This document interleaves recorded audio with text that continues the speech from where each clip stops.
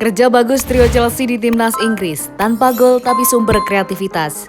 Chelsea mengirim 3 pemain ke skuad timnas Inggris untuk babak kualifikasi Piala Dunia 2022. 3 pemain itu tampil ketika Inggris berjumpa San Marino pada Jumat, 26 Maret 2021 dini hari waktu Indonesia Barat. Pada duel yang digelar di Wembley tersebut, Inggris menang dengan skor 5-0. Dominic Calvert-Lewin mencetak 2 gol untuk Inggris.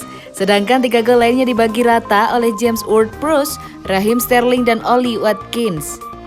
Manajer timnas Inggris Gareth Southgate memainkan 3 pemain dari Chelsea. Ben Chilwell, Reece James, dan Mason Mount dimainkan sejak menit awal. Mereka pun andil bagian pada kemenangan Inggris.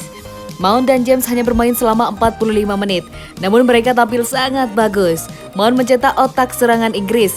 Ex-pemain derby county tersebut membuat 8 umpan kunci pada babak pertama.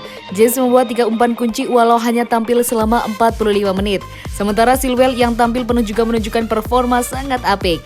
Chilwell membuat 5 umpan kunci dan 1 assist. Dari 30 peluang yang dibuat Inggris, lebih dari setengahnya berasal dari 3 pemain Chelsea. Gareth Southgate sangat senang melihat aksi para pemain timnas Inggris, khususnya Mason Mount. Sang manajer memberikan pujian secara khusus pada pemain 22 tahun tersebut, walau hanya tampil selama 45 menit. Mason Mount tampil sangat bagus pada babak pertama dan mengatur irama permainan kami, ujar Southgate kepada ITV Sport.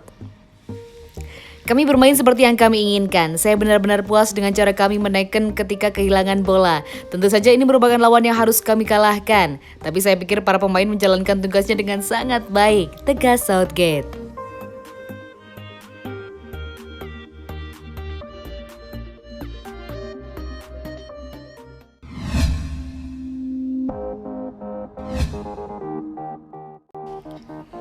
Demi Kai Havertz, Chelsea mungkin rekrut gelandang Bayern Munchen. Salah satu PR terbesar Thomas Tuchel di Chelsea saat ini adalah mencari cara untuk memaksimalkan potensi Kai Havertz.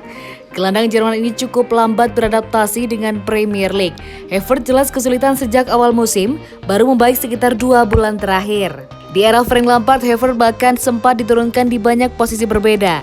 Karena kesulitan ini, Havertz bahkan sempat dianggap sebagai pembelian flop. Tentu Chelsea bakal rugi besar mengingat Havertz merupakan pembelian termahal mereka dengan 70 juta pounds. Sebelum Tuchel ada Lampard yang kesulitan mencari posisi bermain terbaik untuk Havertz.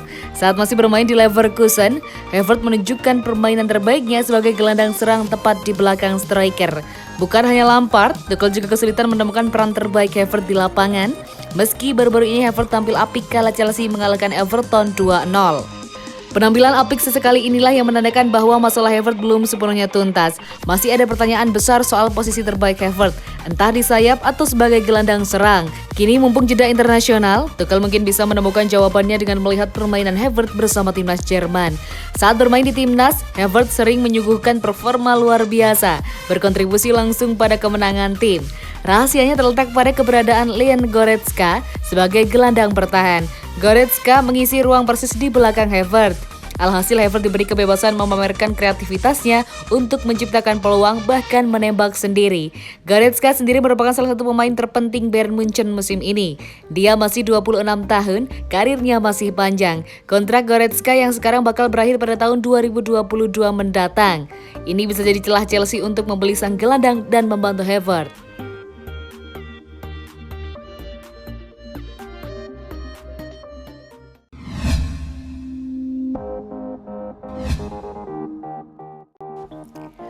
Beratnya hidup Christian Pulisic di Chelsea setelah Thomas Tuchel datang. Kedatangan Thomas Tuchel menjadi kabar baik buat klub raksasa Inggris Chelsea. Namun tidak demikian dengan salah satu pemain bintangnya, Christian Pulisic. Sudah jelas kedatangan Tuchel menguntungkan buat Chelsea, namun tidak demikian dengan Pulisic yang nasibnya semakin memburuk selama ditangani oleh pelatih berdarah Jerman tersebut. Musim ini kesempatan bermain Pulisic sudah terbatas karena seringkali mengalami kendala fisik. Sekarang kondisinya telah membaik, namun Tuchel seringkali melupakan namanya saat menentukan starting 11 untuk sebuah pertandingan. Kendati demikian, Pulisic berusaha untuk berpikir positif.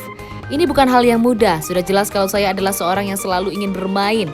Tapi sepertinya saya berada di jalur yang sangat tepat, ujarnya seperti dikutip dari Metro.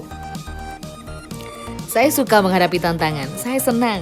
Bukan untuk membuktikan kalau orang-orang telah salah menilai, tapi untuk membuktikan bahwa saya benar. Jadi saya hanya perlu terus berlatih keras, lanjutnya.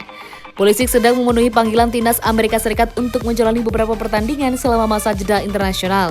Sekarang ia menyampingkan urusan klub demi memberikan hasil terbaik buat negaranya.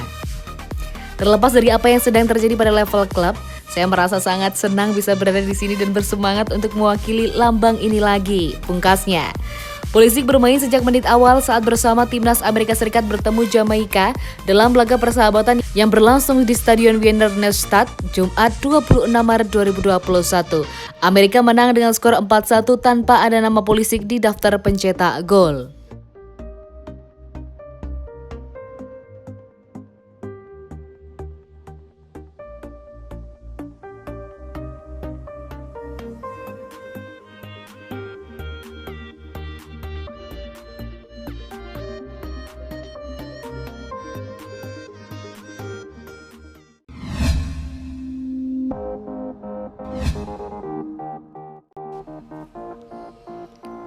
Cedera, N'Golo Kante dipastikan absen di dua laga kualifikasi Piala Dunia Timnas Prancis. Tim nasional Prancis gagal meraih kemenangan dan harus puas dengan raihan 1 poin saat melakoni laga perdana kualifikasi Piala Dunia 2022 kontra Ukraina, Kamis 25 Maret 2021 dini hari waktu Indonesia Barat. Bukan hanya gagal meraih poin penuh, Les Blues juga harus kehilangan N'Golo Kante karena cedera. Pemain berposisi gelandang tersebut memang tampil selama 90 menit, namun kini seperti dilansir Gol, Kante mengalami cedera pada hamstringnya dan dipastikan absen di dua laga kualifikasi tersisa, yakni melawan Kazakhstan, Minggu 28 Maret 2021 dan kontra Bosnia Herzegovina, Kamis 1 April 2021 dini hari waktu Indonesia Barat. Bukan hanya dipastikan absen, Kante juga dikabarkan bakal segera meninggalkan pemusatan latihan Les Blues dan kembali ke Inggris untuk melakukan perawatan. Hal ini juga sudah dikonfirmasi Federasi Sepak Bola Prancis. N'Golo Kante tidak akan ambil bagian di dua pertandingan tersisa, yakni melawan Kazakhstan dan Bosnia Herzegovina. Gelandang Chelsea itu merasakan sakit pada hamstring di paha kirinya pada akhir pertandingan melawan Ukraina. Kante sudah menjalani pemeriksaan radiologi dan terungkap bahwa dia mengalami cedera kecil, tulis pernyataan resmi Triple F. Kabar cederanya Kante tentu menjadi hal yang sangat merugikan bagi The Blues, mengingat di saat yang sama, Jorginho juga dibekap cedera. Beruntung klub asal London tersebut baru akan kembali bermain pada 3 April mendatang. Mereka akan menantang West Brom di pekan ke-30 Liga Inggris.